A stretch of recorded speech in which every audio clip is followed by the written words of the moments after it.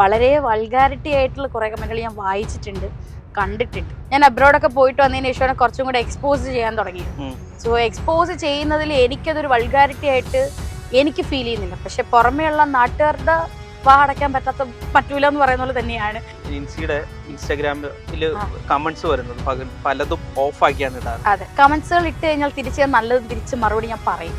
Okay, ഇപ്പൊ ഞാൻ പറയില്ല, ഞാൻ എത്ര ബോൾഡ് ആണെന്ന് പറഞ്ഞാലും ചേട്ടാ, നമ്മളിപ്പോ ഒരു കമന്റുകൾ വായിക്കുമ്പോൾ എനിക്കത് ഭയങ്കരമായിട്ട് ഹേർട്ടായി കഴിഞ്ഞാൽ ഞാൻ കമന്റ് ബോക്സിൽ ഓഫ് ചെയ്യും. ഇപ്പൊ ഇന്ന് പോലും ഇന്റർവ്യൂവിന് ആക്ച്വലി ബെസ്റ്റ് ഇട്ട് ഇറങ്ങിയത്. അപ്പൊ പറഞ്ഞു, എടാ ഈ ഇന്റർവ്യൂവിനെങ്കിലും നീ തുണി കൊടുത്തിട്ട് ഇറങ്ങുമോ? വീട്ടിലും പൊതുവെ ഒരു പറഞ്ഞിട്ടുണ്ട് തുണി കുറച്ച് കൊടുത്തോണ്ട് നടക്കണോളാന്ന്. അയ്യോ, അത് ആക്ച്വലി പപ്പയ്ക്കും മമ്മിക്കും അതൊന്നും പ്രശ്നമല്ല. മോഡലിംഗ് ഞാൻ ചെയ്യുന്നുണ്ട്, പക്ഷെ ആ മോഡലിംഗിൽ എന്ത് കൊണ്ടുവരാൻ പറ്റും എന്ന് ഞാൻ നോക്കുന്നൊരു പെണ്ണാണ്. നല്ല കോസ്റ്റ്യൂം ഉണ്ടെങ്കിൽ അതെ, സെറ്റാണ്. ആക്സിഡന്റ് ആയ സമയത്ത് വന്ന കുറച്ച് കമന്റ്സുകൾ ഭയങ്കര ഇഷ്ടം. നൈറ്റ് ഇതുപോലെ പ്രോഗ്രാം കഴിഞ്ഞ് വരുമ്പോൾ എനിക്കും അച്ഛനും കൂടെ കാർ ആക്സിഡന്റ് ആയി. അപ്പൊ എൻ്റെ ഈ ഫേസ് ഫുൾ ഇഞ്ചുറി ആയി. അപ്പൊ ഗ്ലാസ് പീസ് ചിൽസ് ഒക്കെ അകത്ത് കയറിയിട്ട് എനിക്ക് തോന്നുന്നു 2 മാസത്തോളം ഞാൻ അൺകോൺഷ്യസ് ആയിട്ടാണ് കിടന്നത്. പക്ഷെ പുറമേ കാണുന്ന ജനങ്ങൾക്ക് അത് അറിയില്ല. അവര് എനിക്ക് നല്ല വാക്കുകൾ പറഞ്ഞുകൊണ്ടിരുന്ന കുറെ ആൾക്കാർ അറ്റേ സ്പോട്ടില് കുട്ടിയുടെ മുഖം എന്താ കടന്തൽ കുത്തിയണക്ക് ഇരിക്കുന്നത്, ഇതെന്താ ഇങ്ങനത്തെ പെൺകുട്ടികളെ കിട്ടിയുള്ളൂ, ഇവളുടെ മുഖത്ത് എന്ത് പറ്റി, ഭയങ്കര വൾഗാരിറ്റി ആയിട്ടുള്ള കുറെ മരിച്ചെണീറ്റെന്നൊക്കെ പറയാറില്ല, അതുപോലെയായിരുന്നു എൻ്റെ അന്നത്തെ ഒരു അവസ്ഥ. ഓൾമോസ്റ്റ് ഇൻഡസ്ട്രി സ്കൂൾസ്, ഞാൻ സ്കൂളിൽ പഠിക്കുന്ന സമയമാണ് എല്ലാവരും അറിഞ്ഞത് ഞാൻ മരിച്ചു എന്ന് തന്നെയാണ് അറിഞ്ഞത്. അല്ലെ, എല്ലാവർക്കും നമുക്കൊരു അടി കിട്ടുക പറയാറില്ലേ, പക്ഷെ അടി കിട്ടി.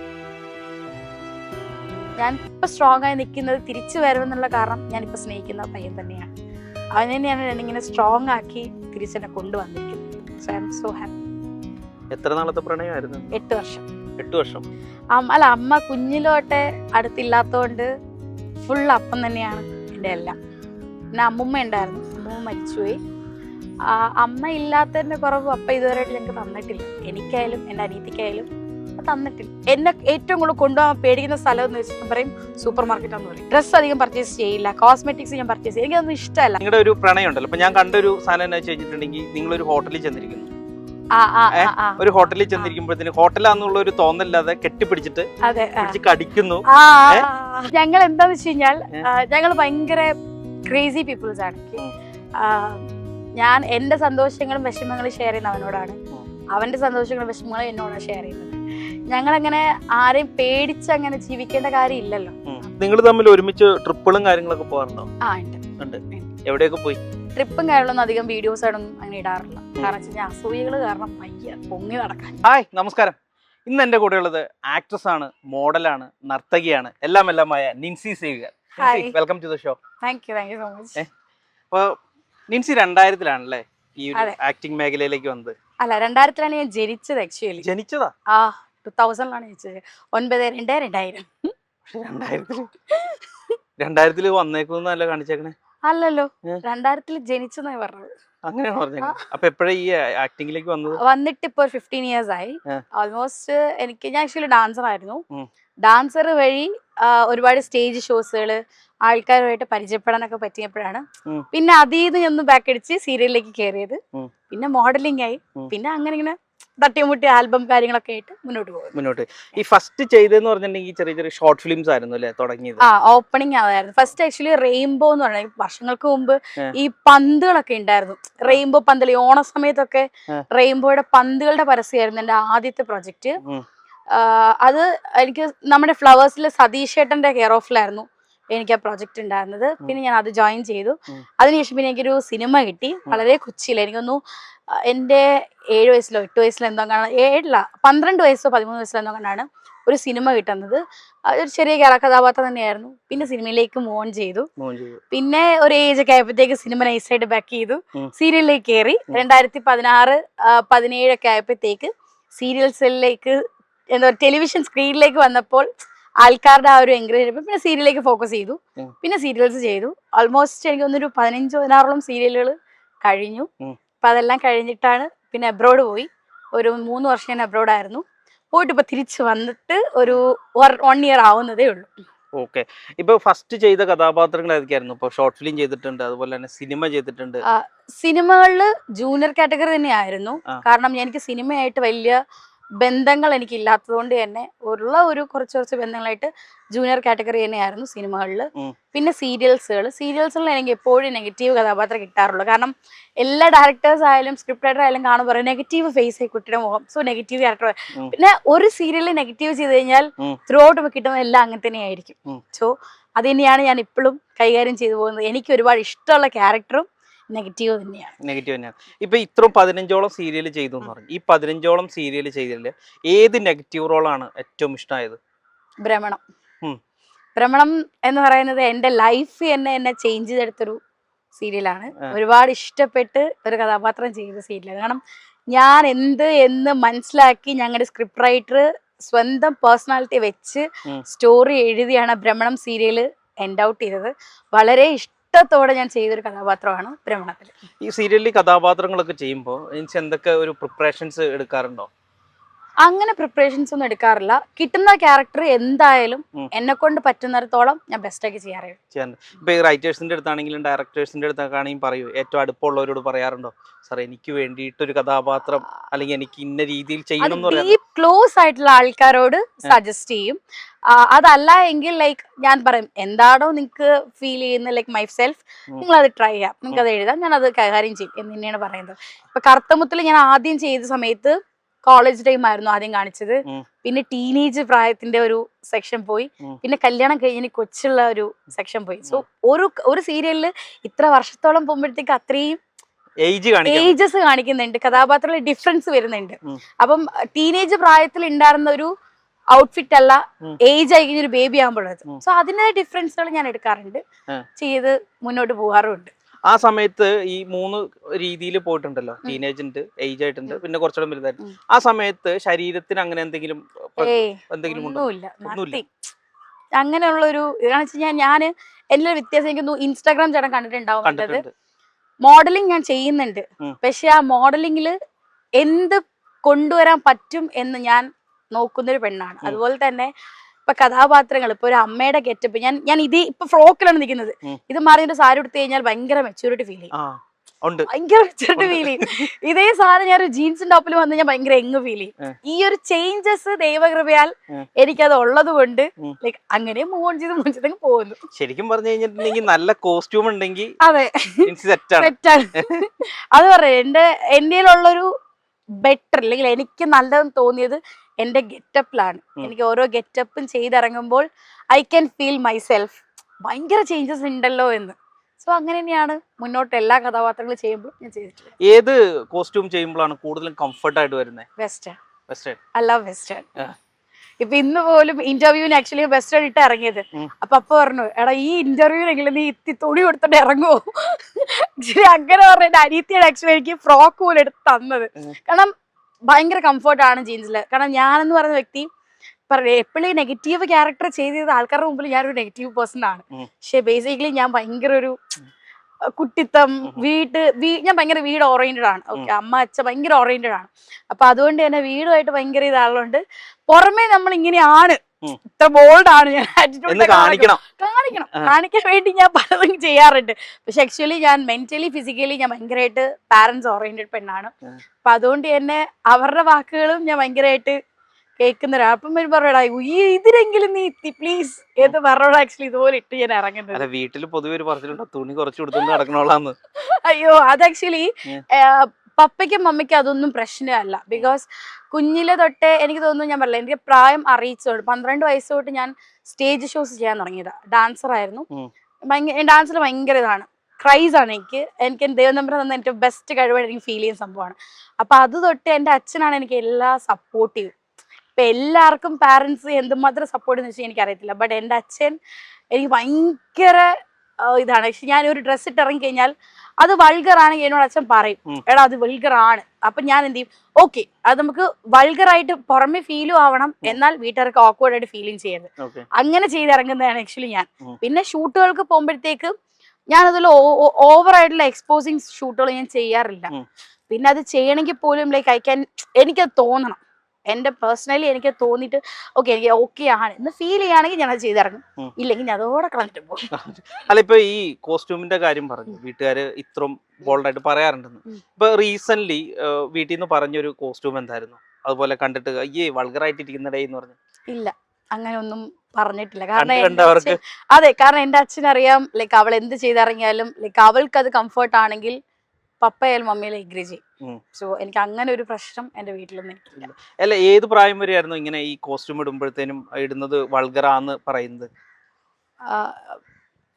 അങ്ങനെയല്ല ആക്ച്വലി നമ്മൾ ഇപ്പോഴത്തെ സിറ്റുവേഷനിൽ, പ്രസന്റ് സിറ്റുവേഷനിൽ ഞാൻ അബ്രോഡൊക്കെ പോയിട്ട് വന്നതിന് ശേഷമാണ് കുറച്ചും കൂടെ എക്സ്പോസ് ചെയ്യാൻ തുടങ്ങിയത്. സോ എക്സ്പോസ് ചെയ്യുന്നതിൽ എനിക്കതൊരു വൾഗാരിറ്റി ആയിട്ട് എനിക്ക് ഫീൽ ചെയ്യുന്നില്ല. പക്ഷെ പുറമേയുള്ള നാട്ടുകാരുടെ വാ അടയ്ക്കാൻ പറ്റൂല എന്ന് പറയുന്ന പോലെ തന്നെയാണ് അവര് പറയും. അത് ഇങ്ങനെ കേട്ട് ഇങ്ങനെ പറത്തി വിടും. വേറൊന്നും ചെയ്യാറില്ല. ഇത് നേരിട്ട് വന്ന് പപ്പയോടും അമ്മയോടും ഒക്കെയാണോ പറയാറ് അവര്? കുറെ പേര് അപ്പയോടും അമ്മയും പറയും. അപ്പം അപ്പയും അമ്മയും പറയുക അത് അവളുടെ പാഷനാണ്, അത് അവളുടെ കരിയറാണ്. So she want to do like അവൾ ചെയ്യട്ടെ. നമ്മൾ വെറുതെ അതിൽ പോയിട്ട് അത് ചെയ്യരുത് പറയാ. അവളുടെ കരിയർ അവൾ ബിൽഡപ്പ് ചെയ്യാൻ she want to do that. So അവൾ ചെയ്യട്ടെ, നോ പ്രശ്നം. ഞങ്ങൾക്ക് അച്ഛനും അമ്മ ഞങ്ങൾക്ക് ഒരു പ്രശ്നമില്ല. നിങ്ങൾക്ക് എന്താ കുഴപ്പം? ഇത്രയും പറഞ്ഞ് എന്റെ അച്ഛൻ ചാപ്റ്റർ ക്ലോസ് ചെയ്യും. ഇപ്പൊ ഈ മെയിൻ ആയിട്ട് എന്ന് പറഞ്ഞിട്ടുണ്ടെങ്കിൽ നിൻസിയുടെ ഇൻസ്റ്റാഗ്രാമില് കമന്റ്സ് വരുന്നത് പലതും ഓഫ് ആക്കിയാണ് ഇടാറ് അല്ലേ? എന്താ അങ്ങനെ? കമന്റ്സിനെ പേടിയാണോ? അങ്ങനെയല്ല, കമന്റ്സുകൾ ഇട്ട് കഴിഞ്ഞാൽ തിരിച്ച് നല്ലതും തിരിച്ച് മറുപടി ഞാൻ പറയും. ഓക്കെ, ഇപ്പൊ ഞാൻ പറയില്ല, ഞാൻ എത്ര ബോൾഡ് ആണെന്ന് പറഞ്ഞാലും ചേട്ടാ, നമ്മളിപ്പോ ഒരു കമന്റുകൾ വായിക്കുമ്പോൾ എനിക്കത് ഭയങ്കരമായിട്ട് ഹേർട്ട് ആയി കഴിഞ്ഞാൽ ഞാൻ കമന്റ് ബോക്സ് അങ്ങ് ഓഫ് ചെയ്യും. കാരണം ഞാൻ പറയില്ല, ചിലവരുടെ വാക്കുകൾ നമുക്ക് പൂട്ടിക്കെട്ടാൻ പറ്റില്ല. വായി തോന്നുന്നത് പലതും വിളിച്ചു പറയും. പക്ഷെ നമ്മൾ ചെയ്യുന്ന എനിക്ക് പേഴ്സണലി അല്ലെങ്കിൽ എന്റെ വീട്ടുകാർക്ക് ഇല്ലാത്ത പ്രശ്നം നാട്ടുകാരുടെ ആവശ്യമില്ല.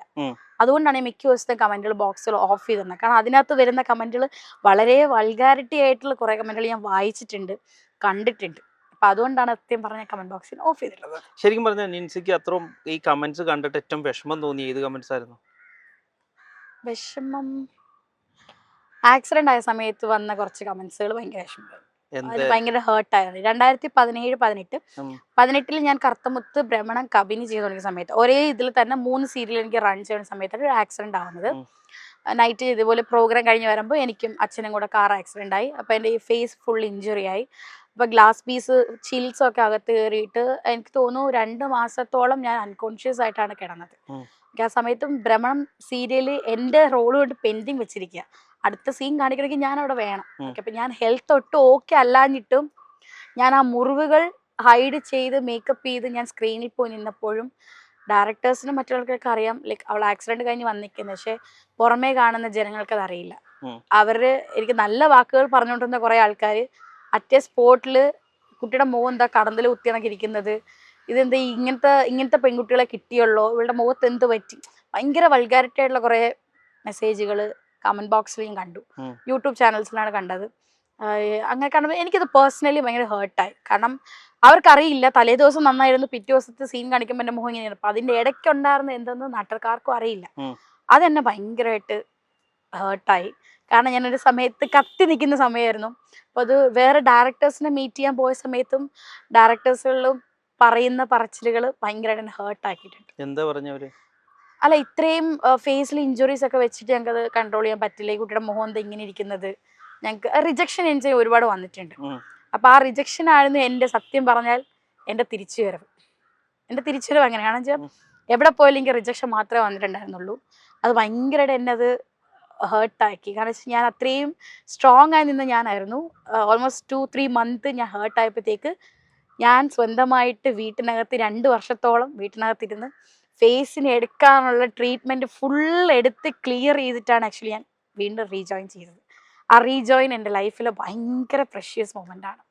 എൻ്റെ റീജോയിൻ ഞാൻ ചെയ്തത് സൂര്യ TV-യിൽ സൂര്യജോടി എന്ന് പറഞ്ഞൊരു ഡാൻസ് ഷോ ആണ്. ഡോക്ടേഴ്സ് ആക്സിഡന്റ് സമയത്ത് പറഞ്ഞാണ് നിൻസി ഒരു കാരണവശാലും നീ ഇനി ഒരു 2 വർഷത്തേക്ക് ഡാൻസ് കളിക്കാനേ പാടില്ല. ഓക്കെ, കാരണം എനിക്ക് ഹെഡ് ഇഞ്ചുറി ഉണ്ടായിരുന്നു. അപ്പോൾ സ്വെല്ലിങ് കാര്യങ്ങളൊക്കെ വെയിലൊക്കെ അടിച്ചു കഴിഞ്ഞാൽ പെട്ടെന്ന് സ്വെല്ലിങ് ആവും. അപ്പം അങ്ങനത്തെ കുറച്ച് പ്രശ്നങ്ങളൊക്കെ ഉള്ളത് കൊണ്ട് ഡോക്ടേഴ്സ് പറഞ്ഞു ഒരു കാരണവശാലും നിൻസി ഡാൻസ് ചെയ്യാൻ പാടില്ല. പക്ഷെ ഞാൻ പറഞ്ഞു, എൻ്റെ അപ്പനും അമ്മയും എന്നെ കമ്പൽ ചെയ്തു ചെയ്യരുത്, കാരണം നിനക്കാണ് ഹെൽത്ത് ഇഷ്യൂ, നീ ചെയ്യരുത്. അപ്പം ഞാൻ പറഞ്ഞു അപ്പ പറയാൻ പറ്റും, പക്ഷെ എനിക്ക് തിരിച്ചു പറഞ്ഞു അതിന് ഞാൻ തന്നെ എന്തെങ്കിലും ചെയ്യണം, ഞാൻ പോവാം, അപ്പം എന്നെ കൊണ്ട് പറ്റും. മുഖത്തൊരു വീക്കം തടിപ്പ് വന്നാലും എന്നെ കൊണ്ട് പറ്റും.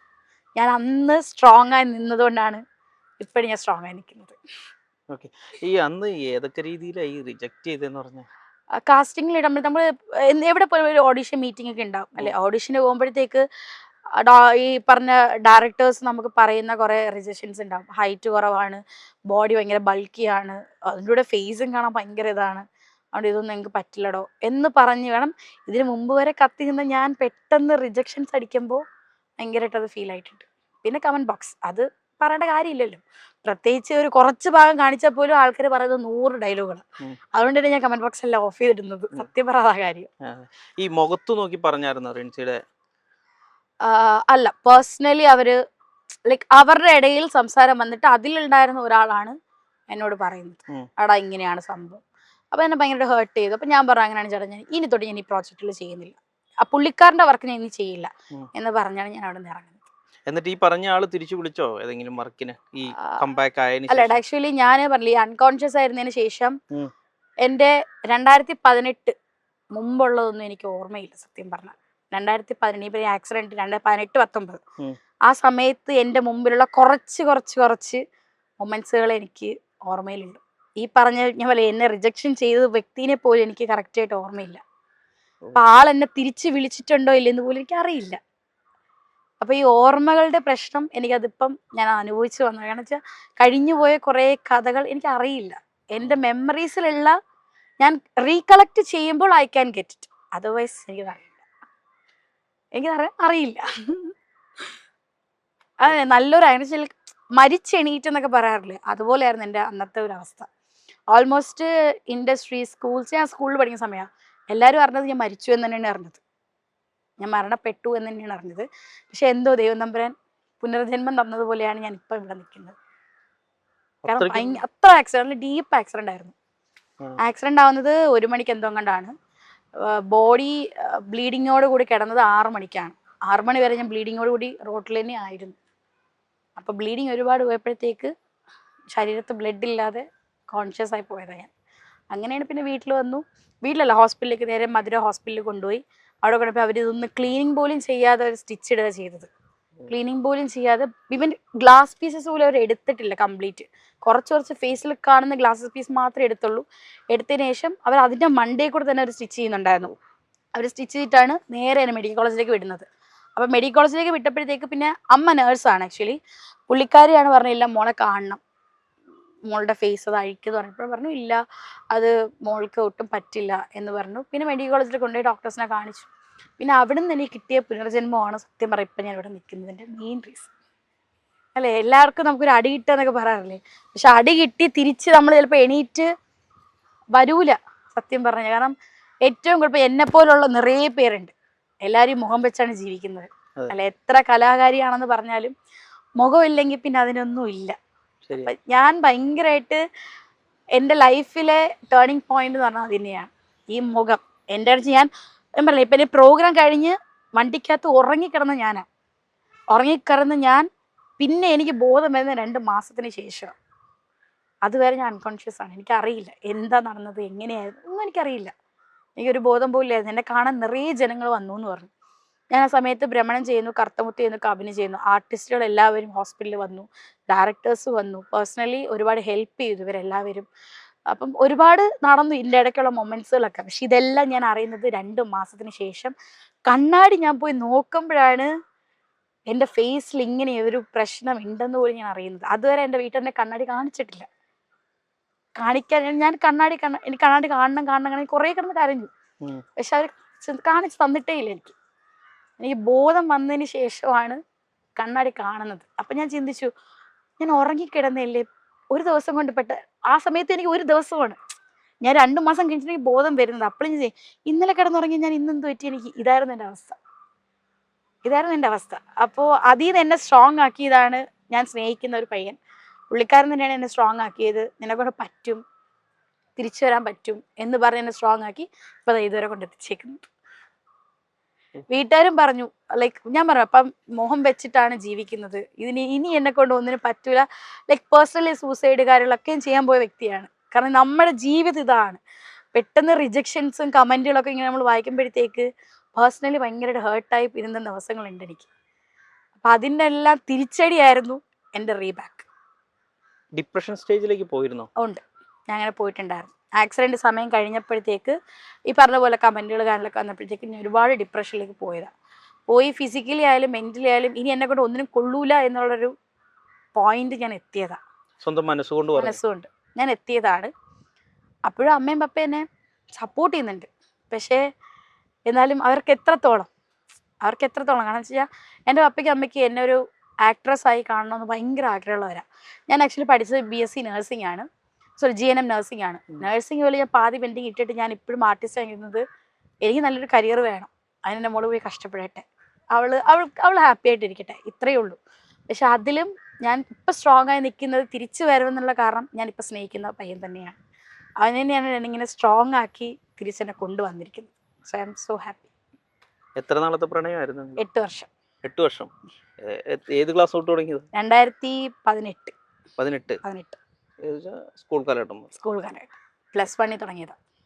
എവിടെ വെച്ച്? +2 തുടങ്ങിയതാ. എൻ്റെ സ്കൂളിൽ തന്നെയാ. +2 തുടങ്ങിയതാണ്. പിന്നെ അത് വീട്ടിലറിഞ്ഞു. വീട്ടിലിപ്പോൾ സ്വാഭാവിക പ്രശ്നങ്ങൾ കാര്യങ്ങളൊക്കെ ഉണ്ടായി. 1 വർഷം ഞങ്ങൾ ഗ്യാപ്പ് ഇട്ടു.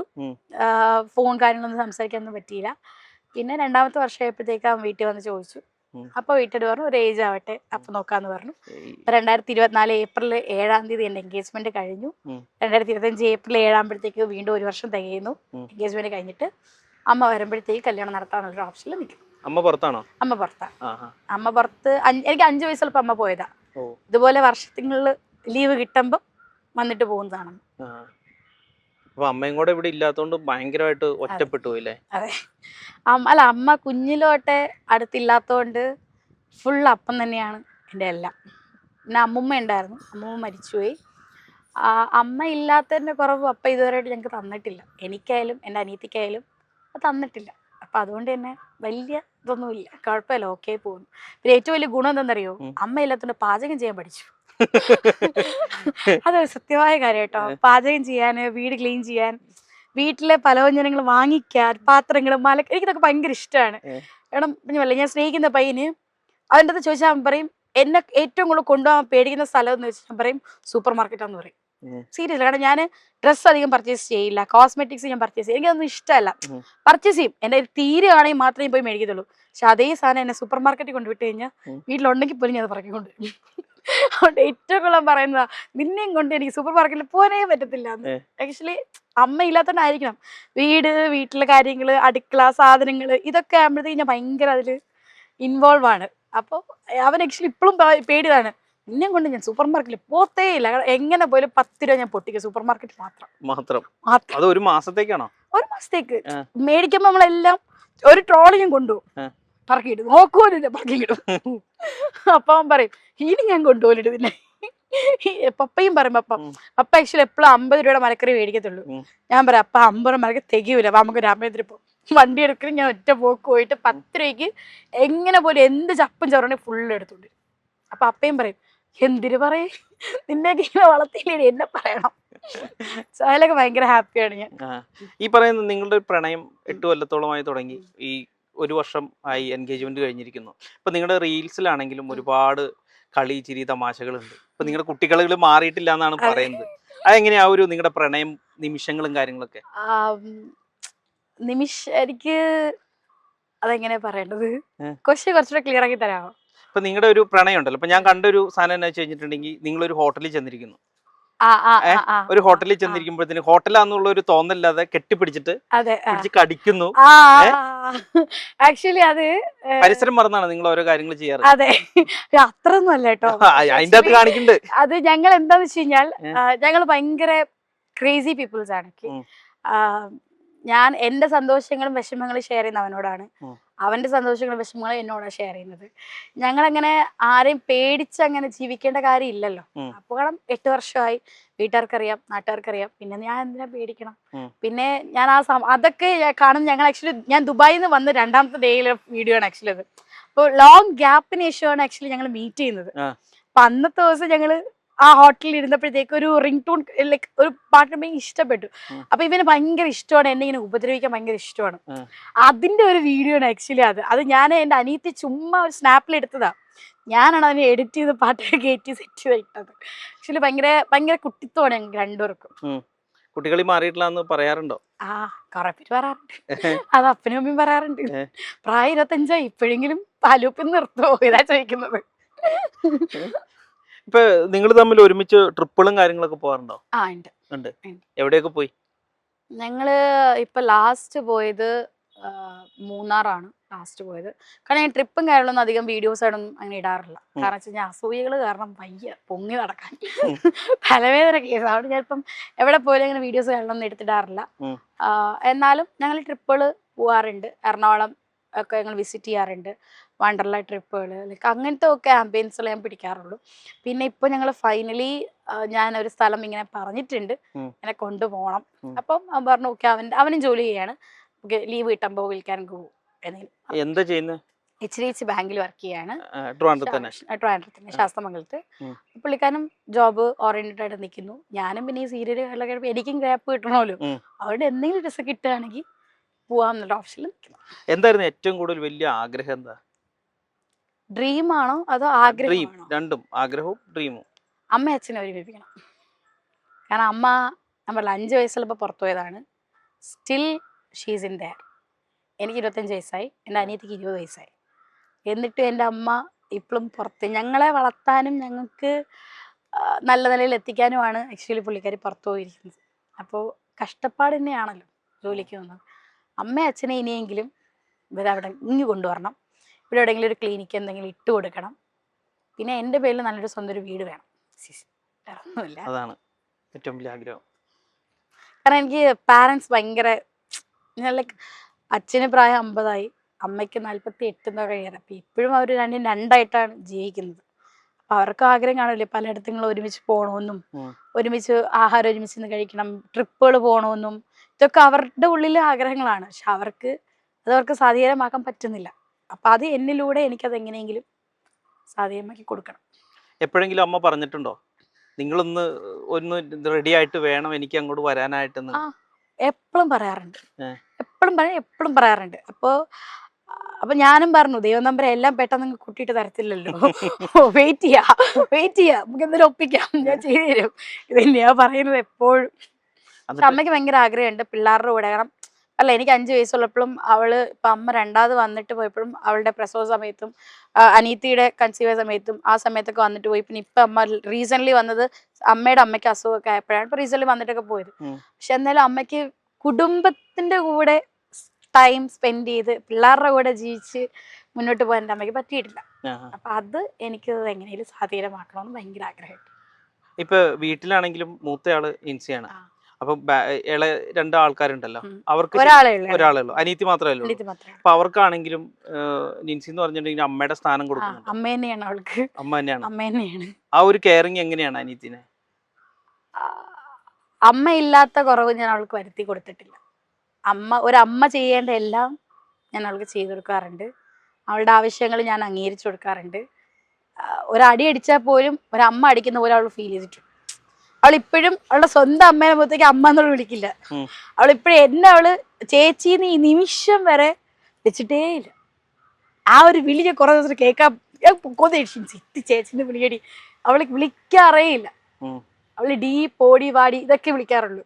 അപ്പം ഒരു ദിവസം എന്തോ പറഞ്ഞു എനിക്ക് എൻ്റെ അമ്മ നിൻസി തന്നെയാണ്, വേറെ ആരും എന്തോന്ന് പറഞ്ഞാലും എനിക്ക് എൻ്റെ അമ്മ നിൻസി തന്നെയാണ്. അപ്പോൾ ലൈക്ക് അവളിങ്ങനെ അത്രയും ട്രീറ്റ് ചെയ്യാറുണ്ട്. സോ അവൾക്ക് ആ ഒരു വിഷമം ഞാൻ ഇതുമായിട്ടും ഉണ്ടാക്കി കൊടുത്തിട്ടില്ല അമ്മ എന്നുള്ളൊരു. എന്നാലും അമ്മയ്ക്ക് വിഷമമുണ്ട്. 2 പെൺകുട്ടികളല്ലേ, എനിക്ക് നോക്കാൻ പറ്റിയില്ലല്ലോ, അവർ രണ്ടും വീട്ടിലല്ലേ, ഞാൻ ഇങ്ങല്ലേ എൻ്റെ മക്കൾക്ക് വേണ്ടിയില്ല വന്നിട്ടുള്ളത്. അപ്പം അത് എൻ്റെ അമ്മയ്ക്ക് ഇപ്പം അമ്മയും ശാരീരികപരമായ അസുഖങ്ങളും കാര്യങ്ങളൊക്കെ ഉണ്ട്, അച്ഛനും അസുഖങ്ങളുണ്ട്. അച്ഛനിപ്പോൾ സർജറി ഒക്കെ കഴിഞ്ഞ് കിടക്കുകയാണ്. അപ്പം അതുകൊണ്ട് തന്നെ അമ്മയ്ക്ക് ഭയങ്കര ആഗ്രഹമുണ്ട് പിള്ളേരുടെ കൂടെ നിൽക്കണം, ഹസ്ബൻഡിനോട് നിൽക്കണം എന്നുള്ള. അപ്പം അതുകൊണ്ട് എൻ്റെ ഒരു ഡ്രീം തന്നെയാണ് ഇവിടെ എവിടെയെങ്കിലും ഒരു ക്ലിനിക്ക് വാങ്ങിച്ചിട്ട് എടുത്തിട്ട് വീട്ടുകാരെ സേഫ് ആക്കുക എന്നുള്ളത്. അത് ഉടനടി നടക്കട്ടെ. അതെ. ഇപ്പൊ എന്തൊക്കെയാണെങ്കിലും നല്ല നല്ല സീരിയൽസ് ഒക്കെ കിട്ടുന്നുണ്ടല്ലോ, അത് കാരണം അതങ്ങ് നല്ല രീതി